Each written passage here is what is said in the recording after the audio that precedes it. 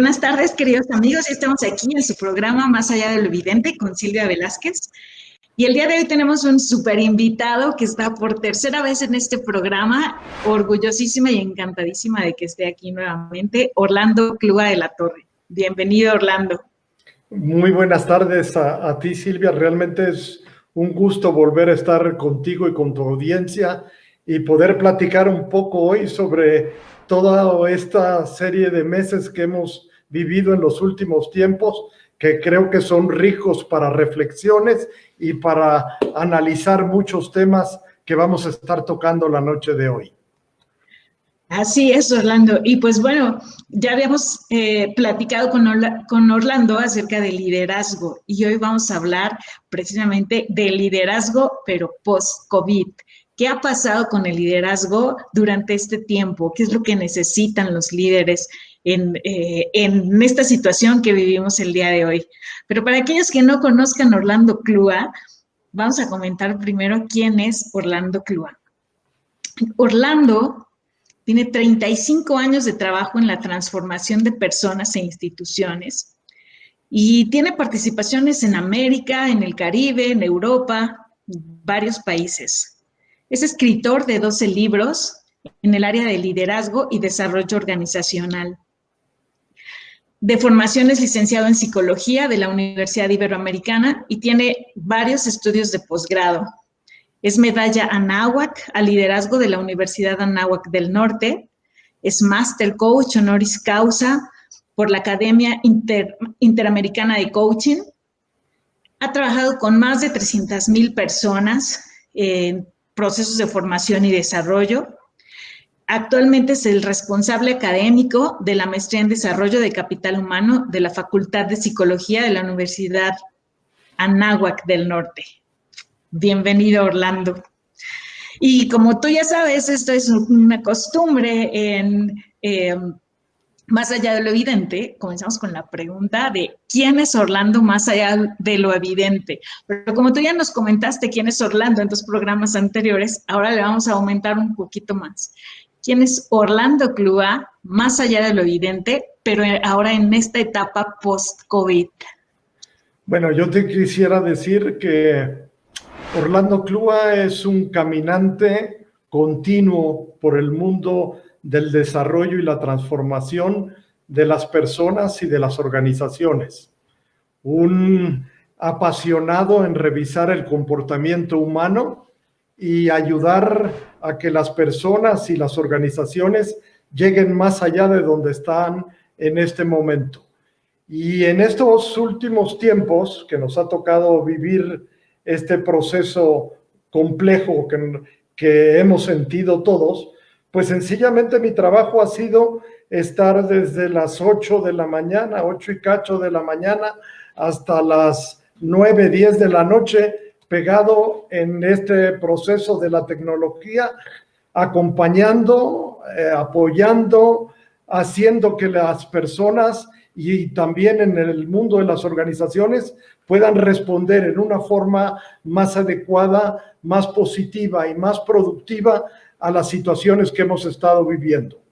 Y yo creo que este ha sido el tiempo que más rico ha sido en mi vida, precisamente por la exigencia y los retos continuos para seguir fomentando que el entusiasmo no se acabe, que la energía no se acabe y que podamos seguir caminando dentro de este camino lleno de piedras, pero también de posibilidades y alternativas.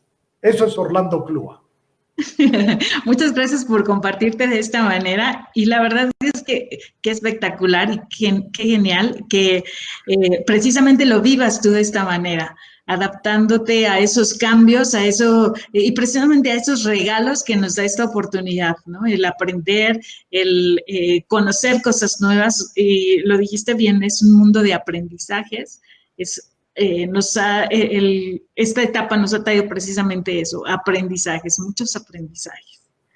Pues gracias sin duda, es una época, yo le llamo, y lo he dicho mucho en los foros que me han invitado en estos últimos meses, que para mí es una época de paréntesis.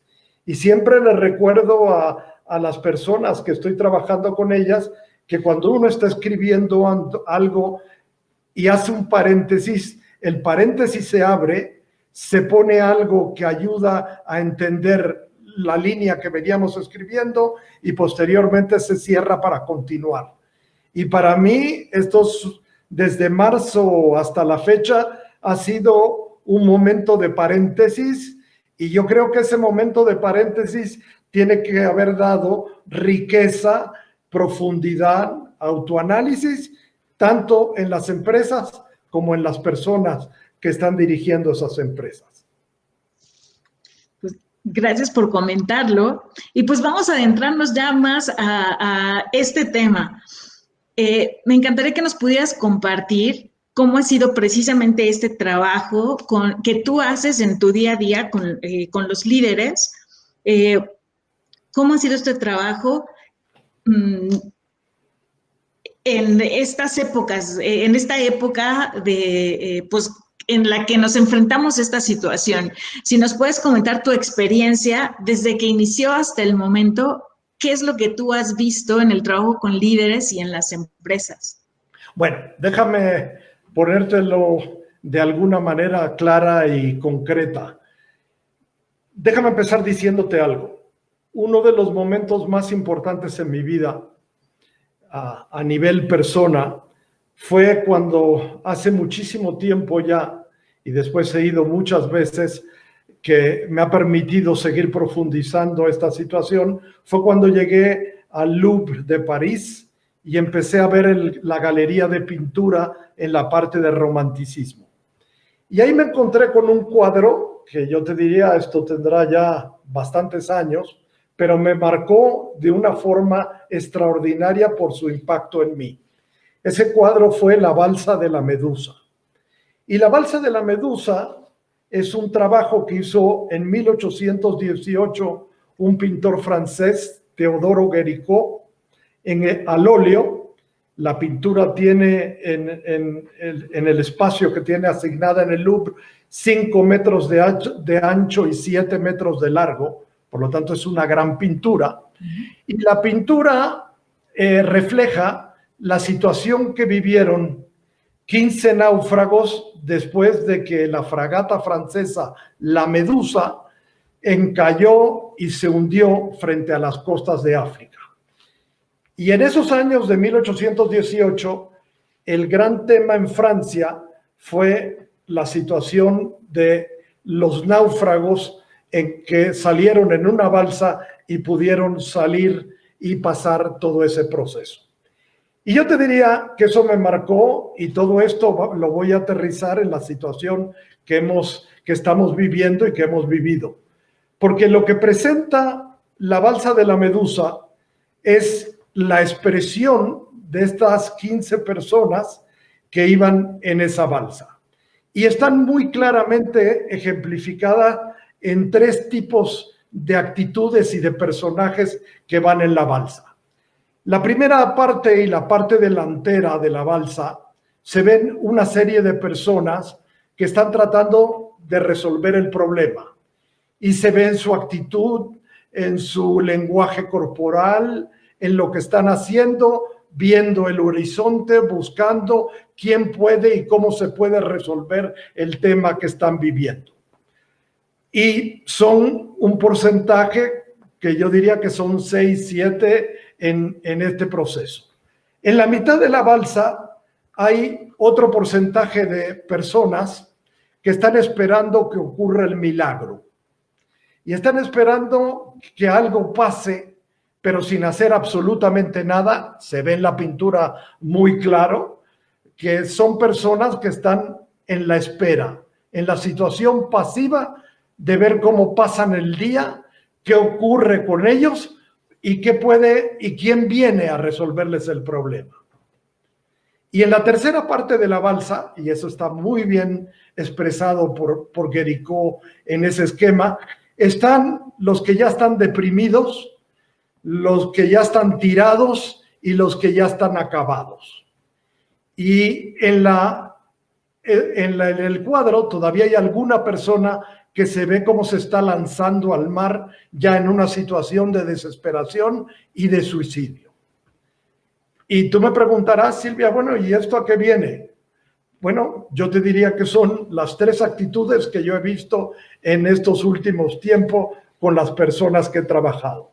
Los que están en la línea de estar buscando todo el esquema de solución del tema, los que están esperando que ocurra un milagro y que alguien venga a rescatarlos, y los que ya están tronados en este proceso.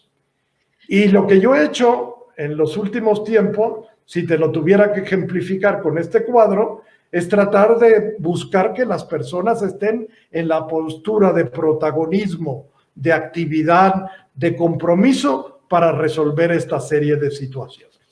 Y entonces yo creo que esa balsa, que para mí ha sido una figura importante, pienso mucho en ella cuando estamos en momentos difíciles, porque me pregunto qué personaje estoy jugando en la vida frente a estas situaciones de adversidad. Y siempre me recuerdo del cuadro de la balsa de la medusa y digo, yo tengo que ser de los que esté en la parte de buscar alternativas, posibilidades y oportunidades. Y yo quisiera empezar esta plática con eso. Pues haces una similitud con esa balsa, creo que es bastante buena para ejemplificar lo que está pasando hoy día. Y me gustaría preguntarte, ¿qué porcentaje ves tú en cada una de esas partes? ¿Y qué crees que hace esa diferencia? ¿Qué hace que un líder realmente sea quien mueva esa balsa, quien hace que el líder o qué es lo que hace que el líder se quede esperando a que otra gente haga algo y qué hace que se avienten al mar? Bueno, yo te diría que primero es propósito de vida. Es realmente como uno está diseñado con una mentalidad para entrar a las situaciones complicadas. Yo creo que ese es un punto muy, muy importante. Y algo que yo digo, y he dicho mucho también en estos últimos tiempos, es que tenemos, y esto se los recuerdo a los líderes todo el rato en las juntas ejecutivas en que me invitan y en el trabajo de coaching muy personalizado, les digo que lo que nos ha enseñado para mí y nos ha terminado de confrontar seriamente esta situación de COVID es que tenemos que pasar de una mentalidad o de un mindset que tenía un esquema hasta los últimos tiempos y que ha empujado otro mindset o otra mentalidad en este momento que estamos viviendo.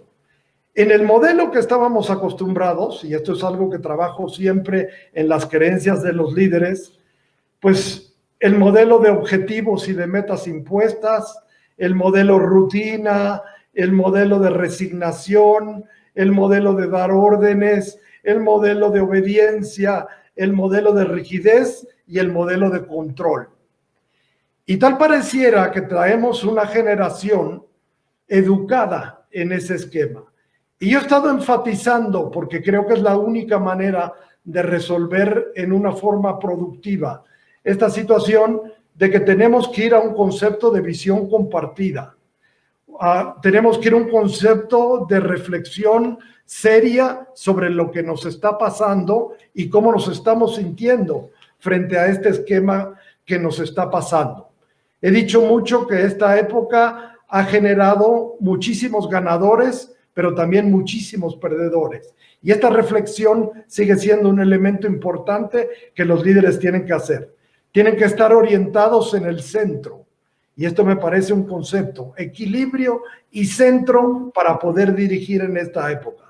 Tiene que aprender a escuchar, porque si algún trabajo es importante en el líder de hoy, es que escuche al equipo y ayude a generar una situación nueva emocional con el equipo. Tiene que tener un sentido de compromiso altísimo, muchísima flexibilidad, porque vivimos en una época llena de incertidumbre, llena de reglas desdibujadas que ya no son operantes y llena de preguntas que a veces tenemos pocas respuestas. Y esto demanda una flexibilidad importante. Y tiene que fomentar una participación y una tolerancia a la frustración que en este momento se va a seguir dando. Ayer estaba la noticia en la noche, que creo que se le dio un poco peso, de que el laboratorio líder en la creación de la vacuna COVID, AstraZeneca, había tenido ciertos fracasos en la implementación de la fase final y tiene que volver a retomar todo el aspecto de investigación para volver a ver qué fue lo que pasó y cómo podemos seguir trabajando para generar una vacuna anti-COVID. Y entonces esto demanda un líder nuevo, un líder bien tonificado para la época actual, con firmeza, con enfoques, con manejo emocional, con autogestión, que salga un poco de todo el esquema, porque el esquema anterior que te platicaba Silvia, no nos resuelve la situación en que estamos viviendo todos los días. Entonces, yo creo que es importante. Y si tú me preguntas qué porcentaje veo en eso, yo te diría que de los líderes nuevos que ya empiezo a tener en esta línea nueva de pensamiento, yo pondría todavía un 20-25% de los que yo veo.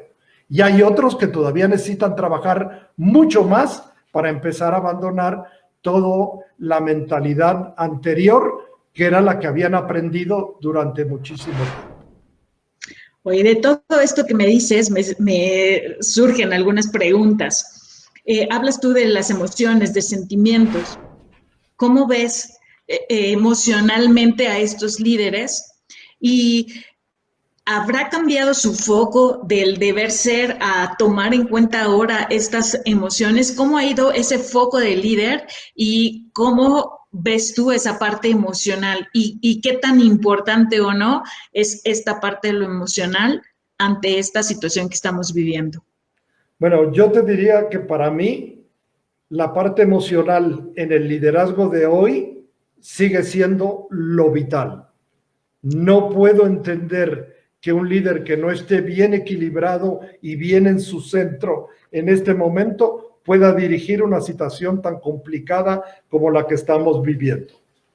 Porque, de hecho, el líder de la actualidad tiene que ser un tolerante a la frustración, tiene una serie de presiones, las ventas no jalan, la cobranza se atora, no hay dinero, las personas están en una línea de pensamiento muy complicada, porque definitivamente lo que estamos trayendo en muchos casos de la casa después de 3 meses son personas problematizadas por la interacción, por la limitación, por el confinamiento.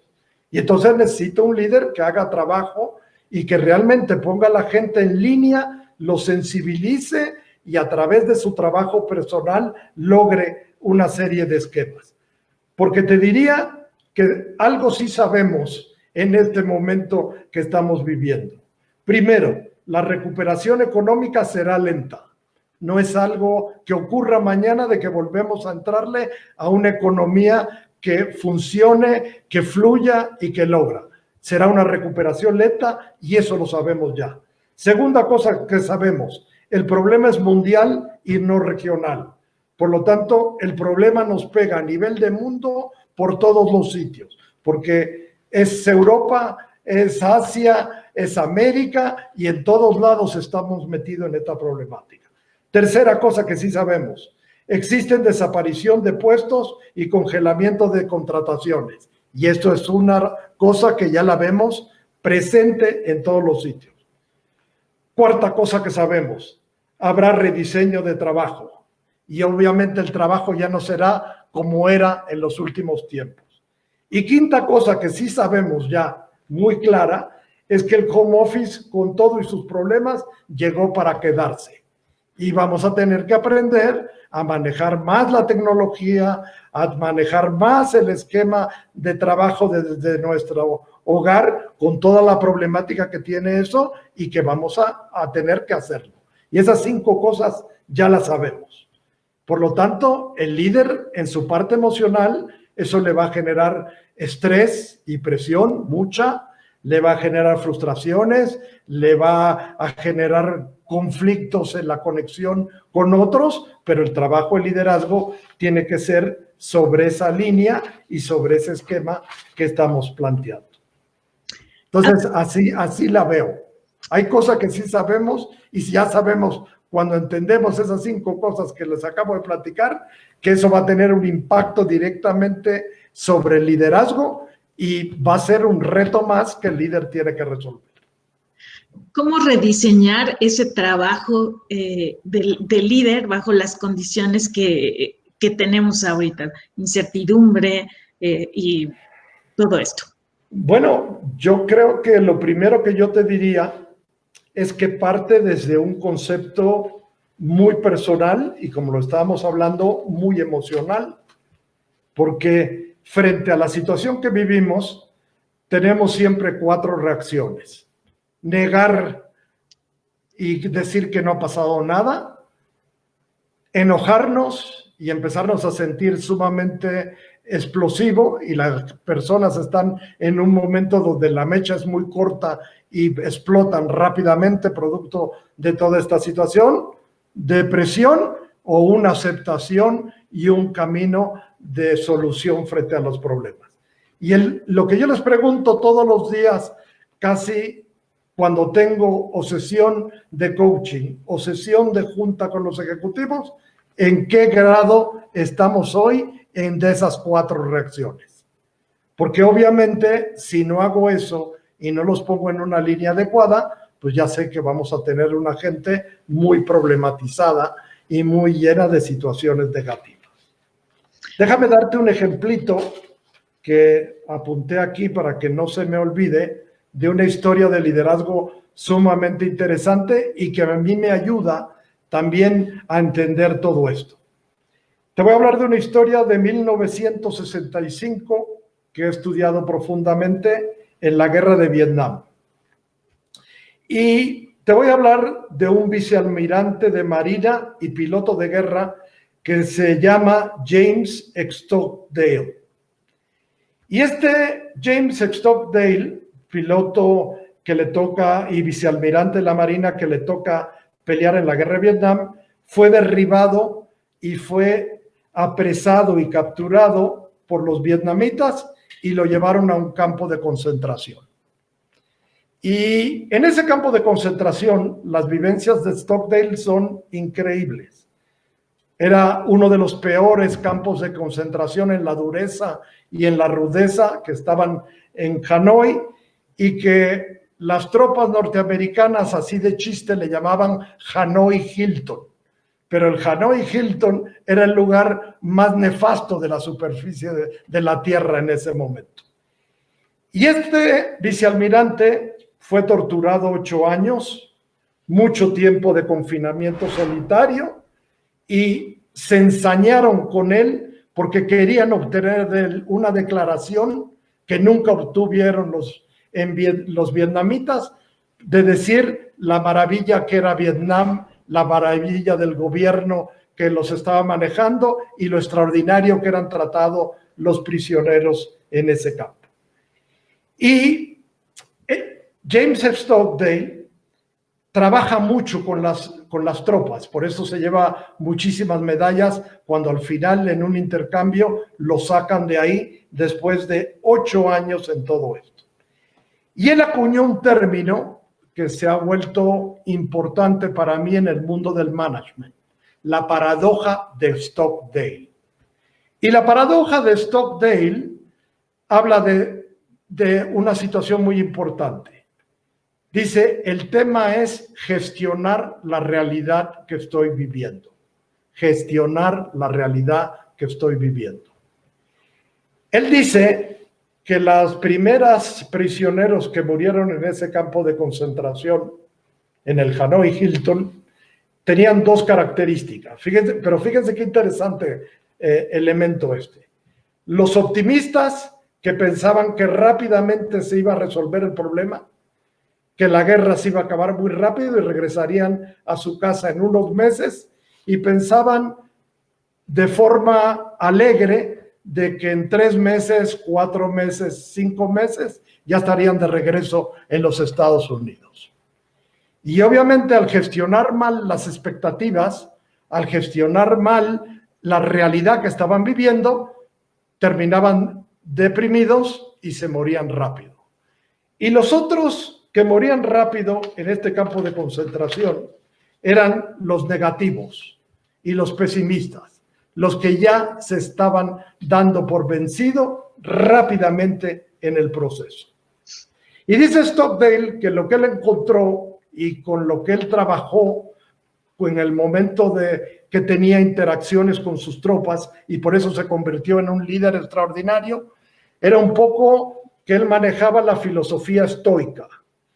Y la filosofía estoica, los que le hemos metido a la filosofía griega, sabemos que es la filosofía de mostrar fortaleza y manejo personal ante las situaciones de adversidad. Pero obviamente la paradoja de Stockdale es que había que ser un estoico para no caer ni en el cuadro de los pesimistas ni en el cuadro de los optimistas alegres que se frustraban rápidamente.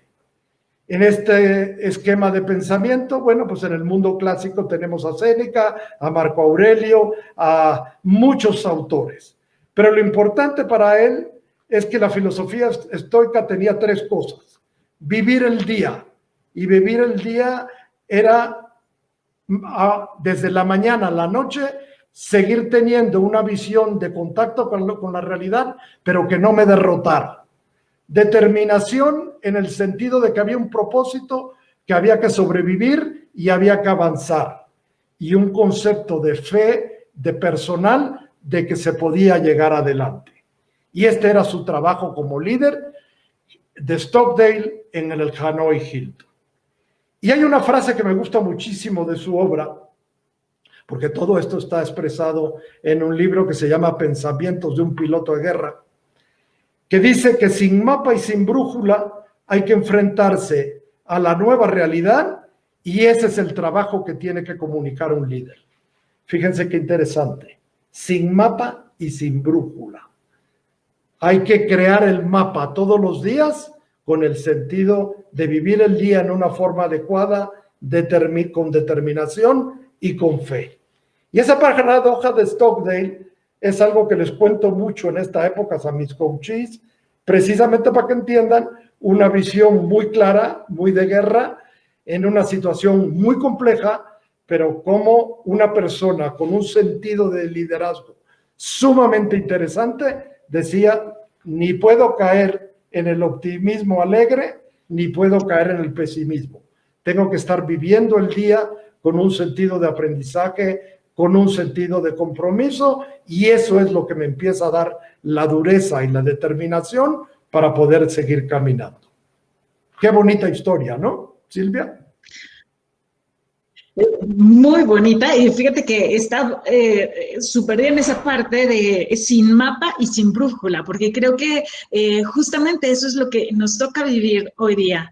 No sabemos realmente hacia dónde va esto, no tenemos realmente un mapa de la situación real, tenemos información, como tú dijiste al principio, esto es lo que sí sabemos, pero hay muchas cosas que hoy día desconocemos. Pero a pesar de eso, siendo líderes, se puede dirigir hacia adelante. Y así tal cual, sin mapa y sin brújula. Qué bonita y hay que hacer todos los días el mapa y la brújula, porque el mapa y la brújula, cuando lo tenemos hecho, aparece algo en esta situación, y estos son los últimos meses, que nos vuelve a modificar y nos lleva a la situación de que nos quedamos otra vez sin mapa y sin brújula. Sí, es un continuo, es una planeación en la inmediatez. O sea, apenas tenemos datos y una planeación que no sabemos cuánto tiempo va a durar y estar redireccionando, así como los... como el tipo Google Maps y demás, ¿no? De que tenemos que encontrar la nueva dirección si esa brújula se pierde, ¿no? Así es. Entonces, esta paradoja de Stockdale es algo que a mí me parece que un líder tiene que tener en este momento.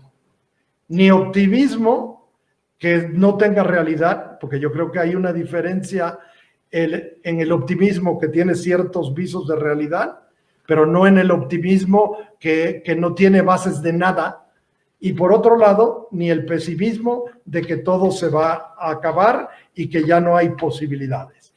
Vamos a ver muchas empresas, creo yo, de las grandes que han tenido dificultades y que han tenido problemas en estos últimos meses, resurgir, volver a levantarse, producto de los líderes que tiene, producto de la gente que está dirigiendo, que tiene la capacidad de dirigir en forma adecuada. Porque lo he dicho mucho también y para mí es muy importante.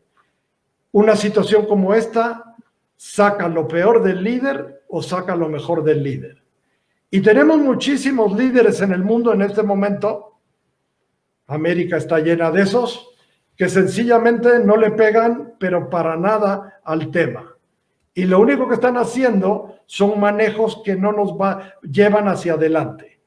Y hay otros líderes en el mundo, que por cierto, bastantes de ellas son mujeres, si hablara de Nueva Zelanda, si hablara de Alemania, si hablara de toda la parte oriental, mujeres que empiezan a entender varias cosas que tienen los líderes digitales y que están logrando en este momento.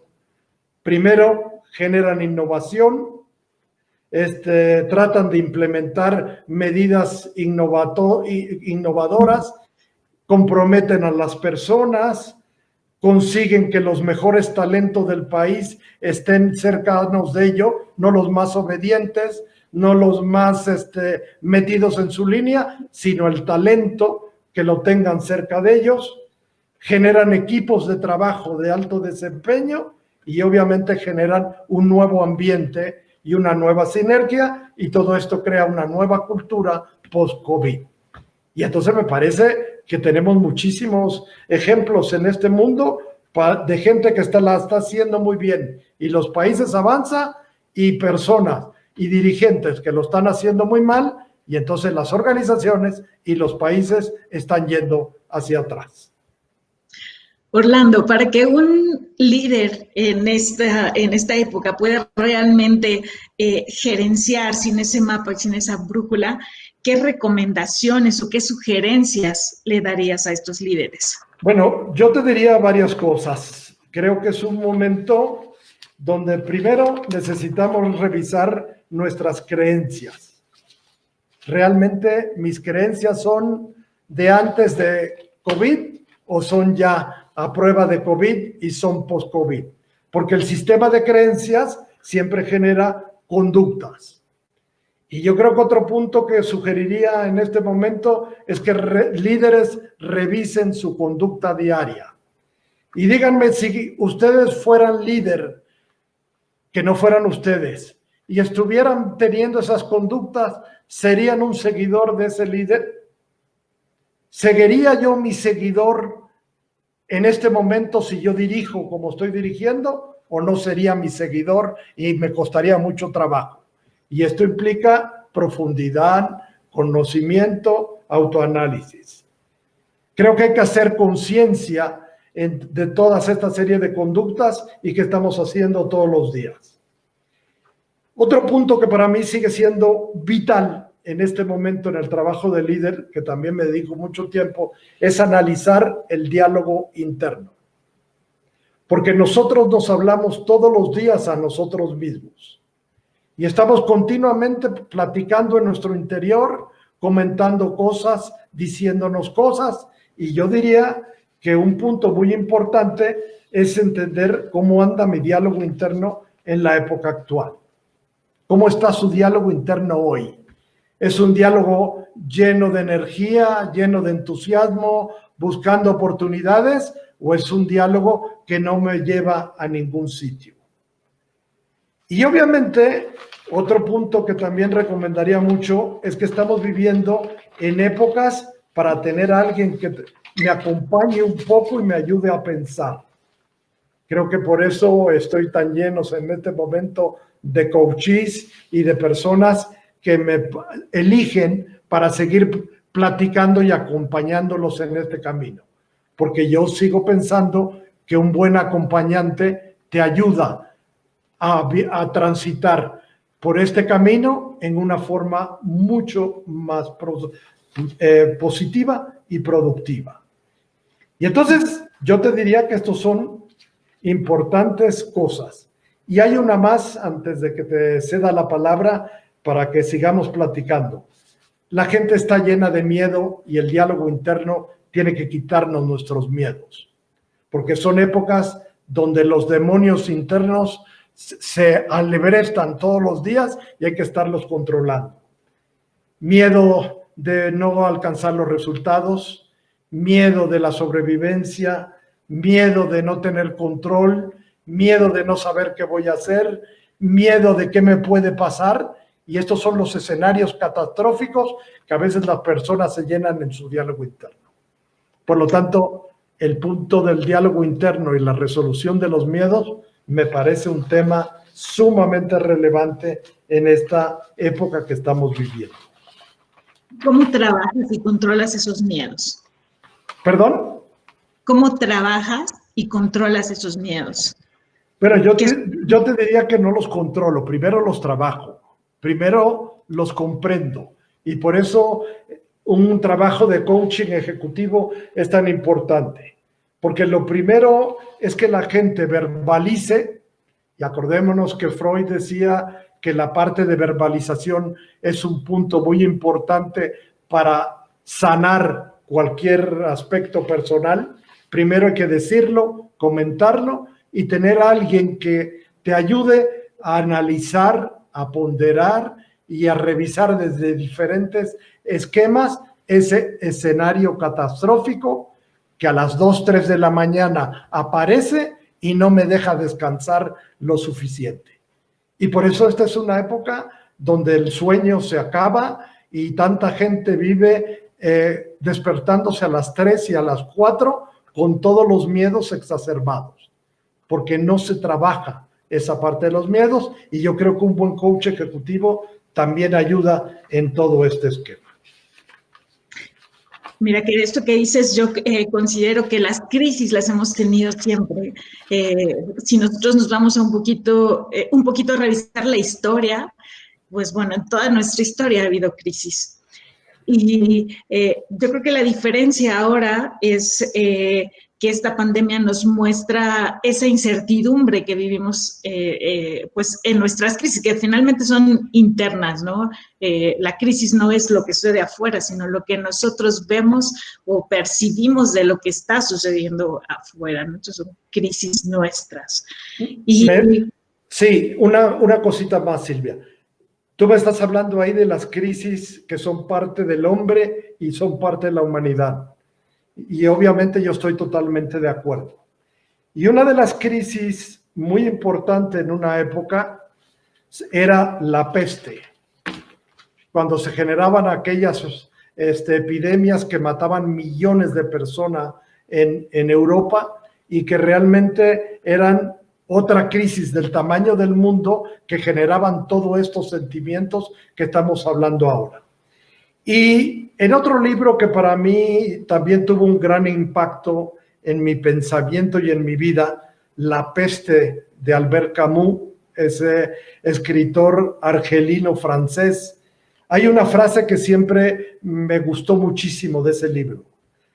Y dice lo siguiente: en el invierno de la vida aprendí que dentro de nosotros siempre hay un verano invencible. Y yo creo que este sentido de manejar la peste con esta filosofía del personaje principal de Camus en esa obra sigue siendo un tema importante. En el invierno de la vida. ¿Y cuáles son los inviernos de la vida? La época de adversidad, la época difícil, la época de crisis. Siempre hay dentro de nosotros un verano invencible que va a emerger si realmente hacemos un trabajo con nosotros. Totalmente de acuerdo contigo, y yo creo que precisamente lo que genera esa crisis es ese futuro que nosotros proyectamos sobre esa incertidumbre. Y si nosotros trabajamos con nosotros mismos, ese futuro que proyectamos puede ser muy alentador, pero si no hemos trabajado con nosotros, si no nos hemos preparado, entonces obviamente ese futuro que proyectamos, pues bueno, puede ser lo que nos lleve a aventarnos de esa balsa que tú comentabas desde el principio. Muy bien. Pues, Termino con Séneca. Déjame terminar con otra de Séneca, porque creo que hay una primicia que tienes que dar el día de hoy que me parece sumamente relevante sobre toda esta temática. Séneca decía lo siguiente: en las adversidades conviene tomar caminos arriesgados.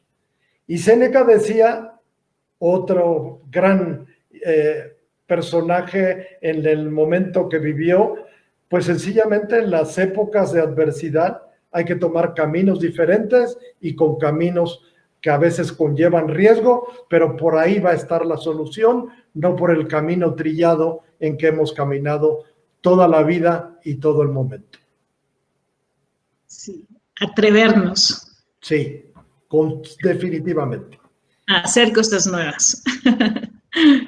Así que bueno, yo creo que ya estamos listos para que tú nos hables de la primicia que tenías el día de hoy, que me parece algo muy positivo para las personas que estén viendo este programa. Bueno, quisiera que tú nos comentaras de alguna herramienta para tener éxito hoy. Previo. Sí, sí.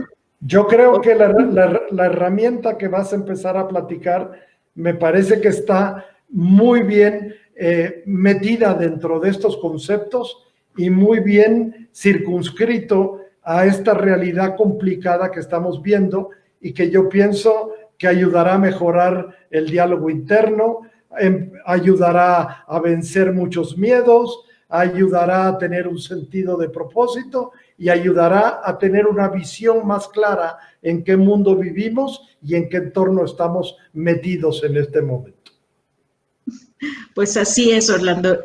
Y pues bueno, la primicia la quisimos dar en este programa con Orlando, porque pues es justo por culpa de Orlando que esto pues está naciendo, se está formando y está casi por nacer.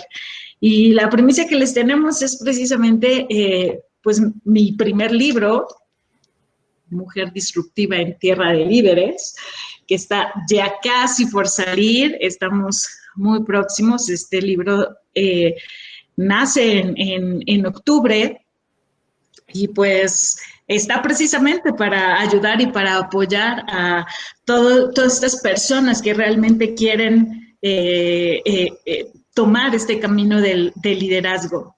Este libro ha sido dirigido el 100% por Orlando Club y es un libro que nace prácticamente en Expert TV.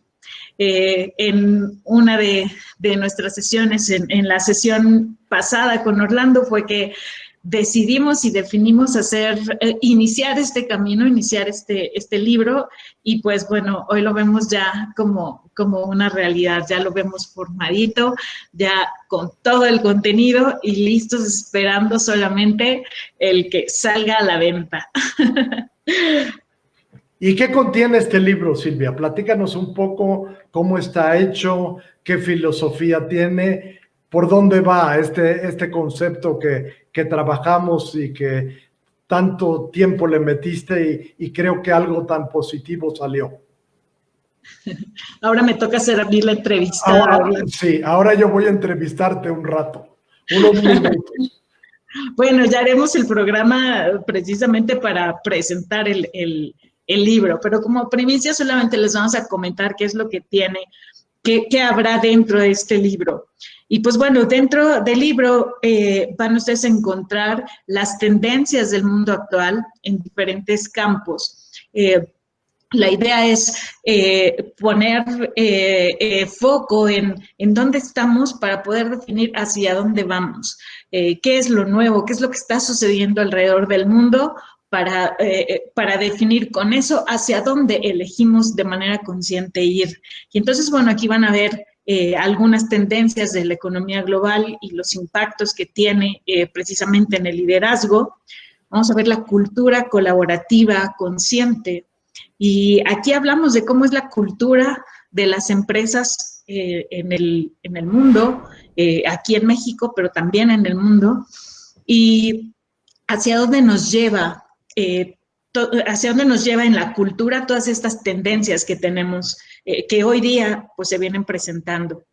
Después de ahí nos vamos a hacer un análisis del liderazgo, cómo ha sido el liderazgo a través del tiempo y cómo es esa necesidad de liderazgo hoy día.